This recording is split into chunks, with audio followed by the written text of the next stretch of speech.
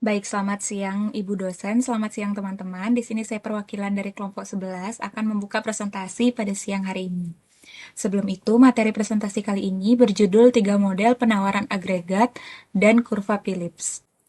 Adapun anggota kelompok dari kelompok 11, yang pertama radarkan saya Nimade Gea Ayu Anjani dengan NIM akhir 049 dan saya sendiri Nikade Lydia Paramita Rustiana Devi dengan NIM akhir 060 dan yang terakhir ada Kadek Kesya Duyani Putri dengan NIM akhir 061. Adapun dua pokok bahasan yang kami bahas pada siang hari ini, yang pertama ada 3 model penawaran agregat dan materi kedua yaitu kurva Phillips. Baik, materi pertama mengenai 3 model penawaran agregat. Yang pertama ada model harga kaku atau sticky price. Jadi sering ada pertanyaan, kenapa sih ada sticky price? Jadi adanya sticky price itu karena adanya kontrak jangka panjang antara perusahaan dan konsumen. Nah, yang kedua ada menu cost, dan yang ketiga perusahaan tidak ingin merepotkan konsumen dengan sering melakukan perubahan harga. Di sini kita mengasumsikan bahwa perusahaan adalah penentu harga atau yang biasa disebut dengan price setters. Jadi harga yang diinginkan perusahaan di mana P sama dengan P plus A Y min Y topi. Jadi ada tingkat harga keseluruhan atau P, di mana tingkat harga akan lebih tinggi. Jika biaya perusahaan lebih tinggi, maka semakin besar harga produk perusahaan. Kemudian tingkat pendapatan agregat atau Y, di mana tingkat pendapatan lebih tinggi meningkatkan permintaan terhadap produk perusahaan. Dikarenakan biaya marginal atau MC-nya naik pada tingkat tertentu. Selanjutnya ada harga diinginkan atau P bergantung pada tingkat harga keseluruhan atau P besar dan tingkat permintaan agregat relatif terhadap tingkat alaminya atau Y min Y topi. Selanjutnya parameter A lebih besar dari 0 mengukur seberapa banyak harga yang diinginkan perusahaan merespon tingkat output agregat. Selanjutnya kita mengasumsikan dua tipe perusahaan. Yang pertama perusahaan harga fleksibel, yaitu perusahaan menetapkan harga dengan rumus P sama dengan P plus A Y min Y topi. Selanjutnya yang kedua perusahaan harga kaku. Nah, mereka ini mengumumkan harga berdasarkan kondisi perekonomian yang mereka harapkan. Perusahaan harga kaku menetapkan harga dengan rumus P sama dengan P pangkat E plus A Y pangkat E min Y topi pangkat E. Nah, yang terakhir, yang ketiga, ada asumsi perusahaan mengharapkan output pada tingkat alaminya, di mana A, Y pangkat E min Y topi pangkat E sama dengan 0, maka P sama dengan PE. Artinya, perusahaan dengan harga kaku menetapkan harga berdasarkan prediksi perusahaan lain akan menetapkan harga yang sama. Jadi, kesimpulan dari model harga kaku tersebut, yaitu harga yang diharapkan yaitu atau P pangkat E meningkat, maka tingkat harga aktual P meningkat dengan perusahaan harga kaku. Ketika output Y meningkat, maka P meningkat atau perusahaan fleksibel. Kita memisalkan pendapatan turun, maka yang pertama yaitu perusahaan melihat penurunan permintaan untuk produksi mereka. Yang kedua, perusahaan dengan harga kaku mengurangi produksi sehingga mengurangi permintaan untuk tenaga kerja. Dan yang terakhir, pergeseran ke kiri pada permintaan tenaga kerja menyebabkan upah real menurun. Yang selanjutnya yang kedua ada model upah kaku atau sticky wage model. Dalam banyak industri, upah nominal ditetapkan oleh kontrak jangka panjang, sehingga upah tidak dapat disesuaikan dengan cepat ketika kondisi ekonomi berubah. Nah, akibatnya banyak ekonom percaya bahwa upah nominal adalah kaku dalam jangka pendek. Selanjutnya, model upah kaku atau sticky wage model menunjukkan implikasi dari upah nominal kaku penawaran agregat. Bisa dilihat di slide, adapun kurva model upah kaku, jadi di mana ketika upah nominal tidak berubah, kenaikan tingkat harga menurunkan upah real, yang membuat tenaga kerja menjadi lebih murah. Nah, selanjutnya upah real yang rendah mendorong perusahaan menggunakan lebih banyak tenaga kerja, dan yang terakhir tenaga kerja tambahan yang digunakan memproduksi lebih banyak output.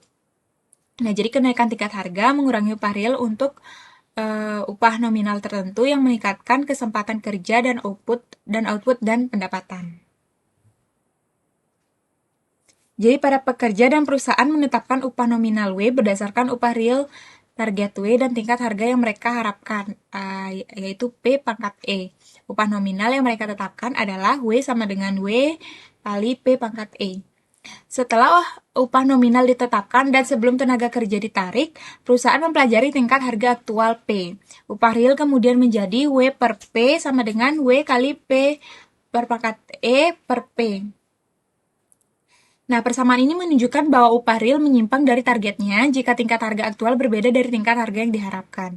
Ketika tingkat harga aktual lebih besar dari harga yang diharapkan, upah real lebih kecil dari targetnya.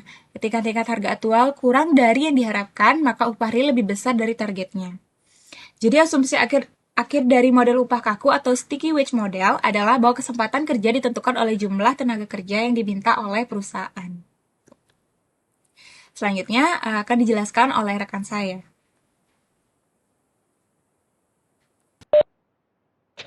Baik, terima kasih atas kesempatannya. Di sini saya akan membahas mengenai model informasi tak sempurna, di mana kita asumsikan setiap pemasok memproduksi barang tunggal dan mengkonsumsi banyak barang.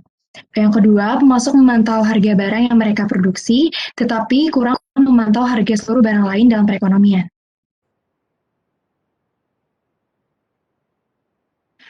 Untuk asumsi yang ketiga, karena pemasok tidak mengetahui harga keseluruhan barang dalam perekonomian, maka sebelum membuat keputusan berapa banyak barang yang akan diproduksi, digunakan harga yang diharapkan atau yang disimbolkan P pangkat E.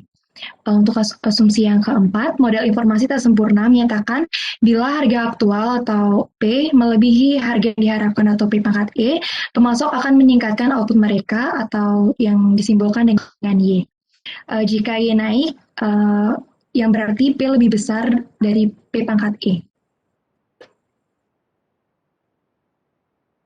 Bisa kita lihat di slide, yaitu kurva penawaran agregat jangka pendek, di mana Y sama dengan Y plus alpha dikali P min P pangkat E.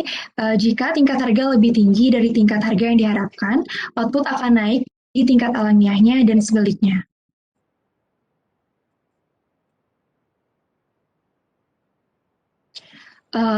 Bisa kita lihat di slide pada pergeseran permintaan agregat yang menyebabkan fluktuasi jangka pendek. Pada perekonomian dimulai dalam equilibrium jangka panjang pada titik A saat permintaan agregat meningkat harga naik dari P1 ke P2. Hal ini menyebabkan output naik yang juga menyebabkan equilibrium bergerak dari titik A ke titik B. Dalam jangka panjang, harga yang diharapkan naik ke P3 yang menyebabkan kurva penawaran bergeser ke titik C dan membentuk equilibrium yang baru.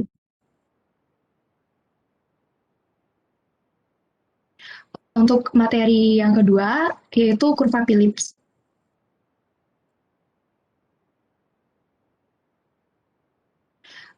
Di mana kita mengetahui kurva Phillips memiliki dua tujuan dalam kebijakan ekonomi yang ingin dicapai, namun sering bertentangan, yaitu inflasi yang rendah dan pengangguran yang rendah.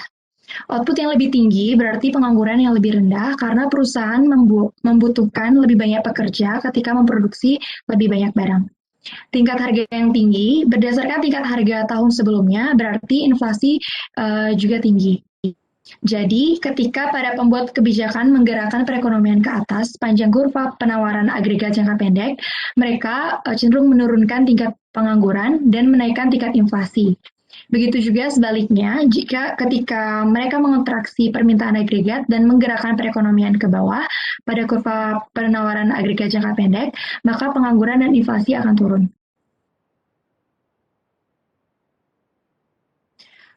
Di sini kita mengetahui trade-off antara inflasi dan pengangguran yang disebut kurva Phillips, di mana kurva Phillips ini merupakan refleksi dari kurva penawaran agregat jangka pendek ketika para pembuat kebijakan menggerakkan perekonomian sepanjang kurva penawaran agregat jangka pendek, pengangguran dan inflasi bergerak dalam arah yang berlawanan.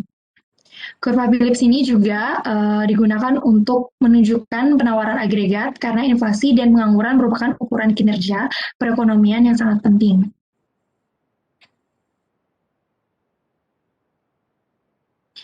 Bisa kita lihat dalam kurva Phillips jangka pendek, pada grafik di samping menunjukkan hubungan antara pengangguran dan inflasi dalam jangka pendek.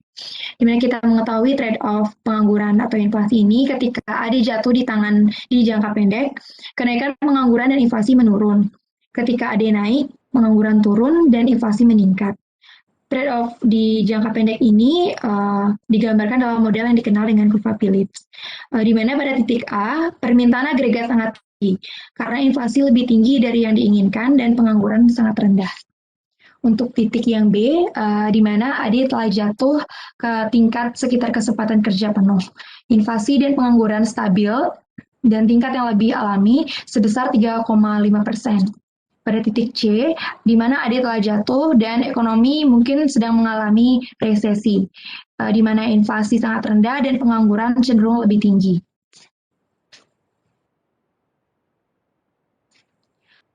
Bisa kita lihat juga pada gambar 15.7 yang mengetahui bahwa kurva Phillips jangka pendek dan agregat permintaan dan supply.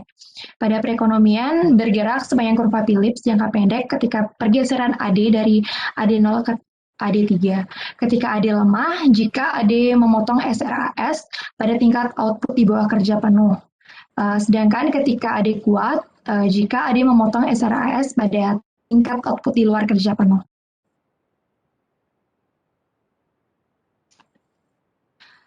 Bisa kita lihat juga pada guncangan supply kurva Phillips jangka pendek, di mana supply guncangan negatif menyebabkan kedua pengangguran dan inflasi meningkat. Hal ini menyebabkan pergeseran ke kanan dari kurva Phillips. Untuk materi selanjutnya akan dijelaskan oleh rekan saya. Baik, di sini saya akan melanjutkan, yaitu penjelasan mengenai kurva Phillips dalam jangka panjang. Di mana di dalam jangka panjang, semua upah dan harga dalam perekonomian yang fleksibel, jika pengangguran tinggi, upah akan jatuh pada jangka panjang, dalam jangka panjang, dan kesempatan kerja dan output akan kembali ke kerja penuh. Di mana bisa kita lihat di dalam gambar, yaitu dari titik A ke titik B, di mana AD telah meningkat menyebabkan inflasi tinggi dan pengangguran menjadi lebih rendah dalam jangka pendek. Namun di dalam jangka panjang, perekonomian itu bergerak di mana dari titik B ke titik C, di mana menyusul kenaikan AD dan pekerja melihat upah real mereka jatuh dan akhirnya menuntut upah nominal yang lebih tinggi.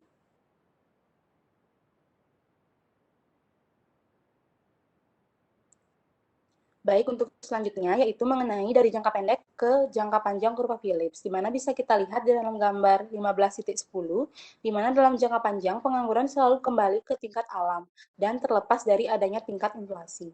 Bisa kita lihat di dalam gambar bahwa dari titik A ke titik B, di mana AD mengalami penurunan, menyebabkan inflasi yang lebih rendah dan pengangguran yang tinggi. Namun, dalam jangka panjang, perekonomian itu bergerak dan dari titik B ke titik C, di mana kita melihat bahwa mengikuti penurunan AD dan pekerja yang menjadi pengangguran itu akan mulai menerima upah yang lebih rendah dan perusahaan akan mulai meningkatkan output sehingga kesempatan kerja kembali ke tingkat yang penuh.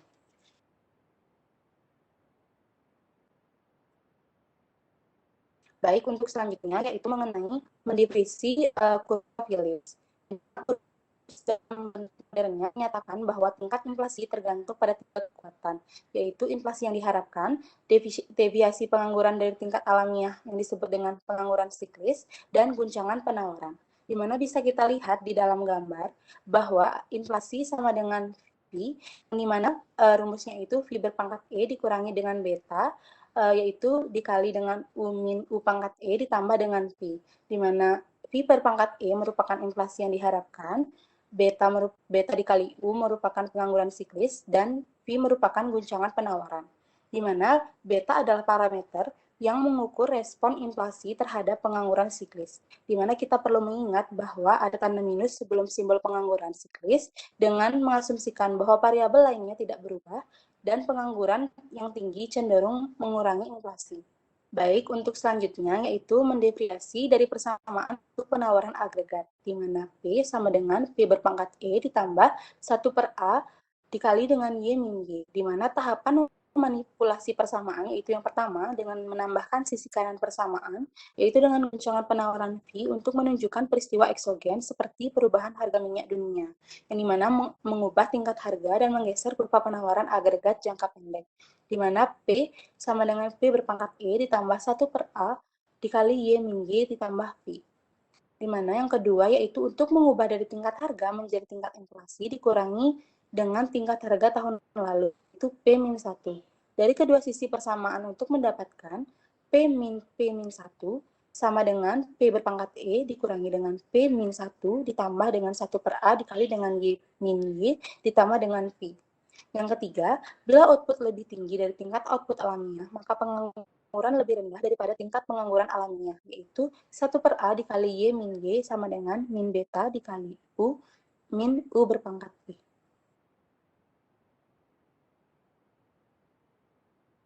Baik, untuk selanjutnya yaitu mengenai ekspektasi adaptif dan inersia inflasi. Agar kurva Phillips bermanfaat dalam menganalisis pilihan-pilihan yang dihadapi para pembuat kebijakan, seperti penyebab inflasi yang diharapkan harus ditentukan. Asumsi sederhana dan seringkali masuk akal adalah bahwa orang-orang membentuk ekspektasi mereka terhadap inflasi berdasarkan inflasi yang sedang diamati dengan asumsi yang disebut dengan ekspektasi adaptif atau adaptive expectation. Di mana sebagai contoh, anggaplah orang-orang mengharapkan harga meningkat tahun ini pada tingkat yang sama sebagaimana tahun lalu. Di mana kemudian inflasi yang diharapkan P berpangkat E, di mana sama dengan inflasi tahun lalu yaitu V-1, di mana V berpangkat E sama dengan V-1. Di mana dalam kasus ini, kurva Phillips sebagai V sama dengan V-1 dikurangi dengan beta dikali U min E U pangkat E ditambah V.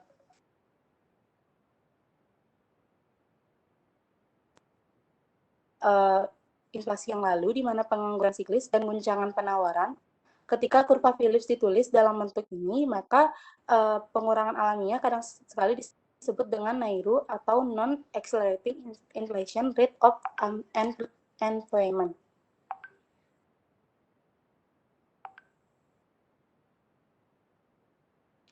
Yang selanjutnya yaitu mengenai dua penyebab naik turunnya inflasi, di mana yang simbol kedua yaitu beta dikali U min U berpangkat E menunjukkan bahwa pengangguran siklis merupakan penyimpangan pengangguran dari tingkat alamiah yang memberikan tekanan ke atas dan ke bawah pada inflasi, di mana pengangguran yang rendah akan menarik inflasi ke atas yang disebut dengan inflasi tarikan permintaan atau demand pull inflation, karena permintaan agregat yang tinggi bertanggung jawab atas jenis inflasi ini, di mana pengangguran yang tinggi menarik tingkat inflasi ke bawah, di mana parameter mengukur sejauh meresponsivitas inflasi terhadap pengangguran siklis. Yang kedua yaitu simbol ketiga, di mana V menunjukkan bahwa inflasi juga naik turun karena goncangan penawaran, di mana goncangan penawaran yang memperburuk seperti kenaikan harga minyak dunia pada tahun 1970-an menunjukkan nilai positif V dan menyebabkan inflasi naik. Ini disebut dengan inflasi dorongan biaya, yaitu cost plus inflation, di mana karena guncangan penawaran yang memperburuk keadaan adalah peristiwa-peristiwa tipikal yang mendorong ke atas biaya produksi. Selanjutnya yaitu mengenai trade-off jangka pendek antara inflasi dan pengangguran, di mana pembuat kebijakan biasanya memperbesar permintaan agregat untuk menurunkan pengangguran dan meningkatkan inflasi. Yang kedua yaitu menekan permintaan agregat untuk meningkatkan pengangguran dan menurunkan inflasi. Selanjutnya yaitu disinflasi dan rasio pengorbanan, di mana disinflasi adalah penurunan tingkat inflasi yang berarti bahwa peningkatan yang lambat dalam harga tetapi bukan penurunan harga yang dikenal sebagai deflasi. Yang kedua, rasio pengorbanan merupakan persentase GDP real 1 tahun yang harus dikorbankan untuk menurunkan inflasi sebesar 1%. Selanjutnya yaitu mengenai ekspektasi rasional dan histeris, di mana ekspektasi rasional adalah penggunaan seluruh informasi yang di mana secara optimal termasuk kebijakan pemerintah baik fiskal maupun moneter yang sekarang untuk meramalkan masa depan. Yang kedua yaitu histeris adalah suatu situasi yang muncul ketika peristiwa masa lalu mempengaruhi jalur ekonomi masa depan, di mana setiap gangguan dalam perekonomian akan menyebabkan kemunduran dan masalah akan bertahan lama. Baik, sekian presentasi dari kelompok kami. Jika ada salah kata mohon dimaafkan. Kami tutup dengan terima kasih.